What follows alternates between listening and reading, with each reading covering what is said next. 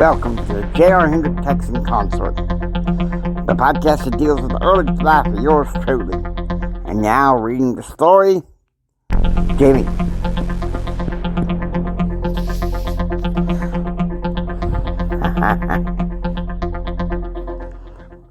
5:30 a.m. J.R. and Brent and Ken are awakened by a hard knock at the door. It's Brent's mother. Jim Hendrick says that the restaurant is open. No one's there but the team. He wants you downstairs for waffles. JR and Brent dress up in jerseys and they head downstairs in the elevator with Ken. 6 a.m. At the restaurant, JR can hear his mother, Betsy, leave strict instructions to put sugar on his pancakes instead of syrup. You know, I wonder something, JR. Is your daddy paying for all this? Man, shut your mouth, Ken said. Halfway, Coach Marcus said. The other half is paid by the team's budget. Now stop asking stupid questions. 9 a.m. The swim meet begins, minus some of the diving. The first stroke given is the Australian crawl, which Brent takes part of. 11 a.m. The time had come for JR's qualifying heat. So, he makes his way to the last lane in the pool closest to the wall. On your mark, get set, a female announcer said. When the buzzer went off, JR swam with all his might, making it to the 25-meter mark. He could hear his mother in the stands cheering for him, as well as his teammates. He did his best to turn around and swim with all his might, but only got to third place. He gets out of the water and sees his father approaching. Frankly, JR, I think you could do better, Jim said, walking away. Walking towards the bench, JR breaks down. I can't believe after all this work, you think my father would understand how I feel? JR said, crying. JR, let it go. Jennifer Bauer said, I care about you. She hugged him as he broke down crying.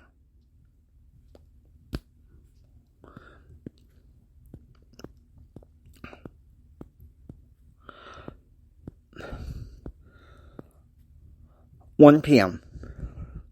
As the team is eating at Whataburger, JR's grandmother approached him. JR, this is your great Aunt Louise, your Grandpa Hendrick's sister. I am so pleased to meet you, JR said. Look at him, Mary. He's so young and so full of hope. You know, I tried talking to Jim, but he won't even talk to me. The problem is, Louise, Jim has gotten too full of himself. He's gotten too full of himself. But one thing I can be grateful for is that with JR there is hope." When Grandma Hendrick and Mary walk away, JR is still nursing his wounds regarding his father. "Man, JR, look," Rand said. "He ain't worth it. Trust me." No, he ain't worth it, Ken said. Ken, You were only around my senior year in prep school, so you don't know how that man raised me. I remember when I was 7, he punished me because I didn't know how to swim. Not long afterwards, Uncle Carl... Yeah, I know, Rand said. I heard the stories. A few days after that happened, your Uncle Carl took him behind your grandma's house and beat the living crap out of him. Yeah, I know, I was there, J.R. said. Mama and Aunt Donna dropped off me and Jessica. Asked Grandma Hendrick to look after us while she tried to see what she could do to keep, while they tried to see what they can do to keep Uncle Carl from beating the crap out of Daddy. I tell you what, around lunchtime, just after lunch, I was laying down. Next thing I know, behind the house, I could hear some yelling and screaming and pushing and cussing. It was crazy, Jared said. Look, obviously you learned how to swim, Brent said. Yeah, thanks to Granddad and a vision resource teacher named Mrs. G.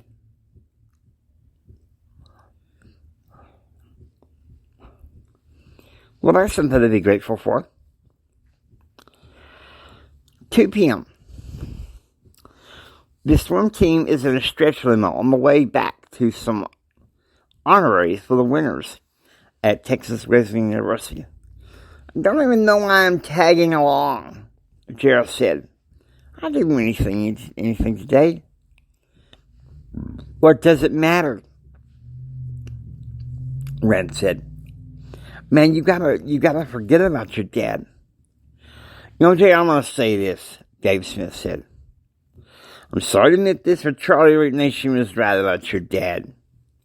He's egotistical and is on a power trip where competition is concerned. Man, seriously, JR, try to forget about him.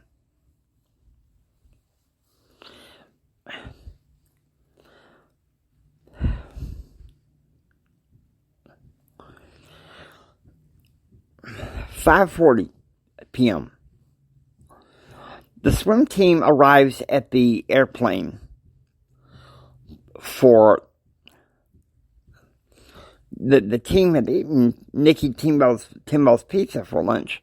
Now they were having catered Whataburger on the jet. Climbing onto the jet, JR sat next to Ken and Dave Smith.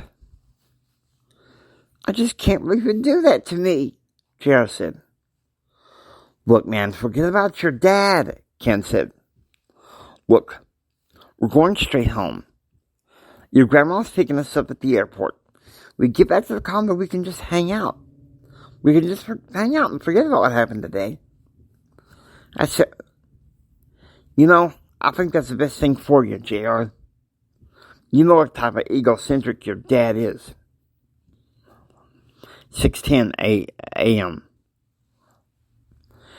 The plane took off from Dallas-Fort Worth International Airport, bound for Lubbock International Airport. Jared looks at the departure angle at his window. See you around, Daddy, Jared said morosely. Seriously, man, you got to forget about him, Rand said. He ain't worth it.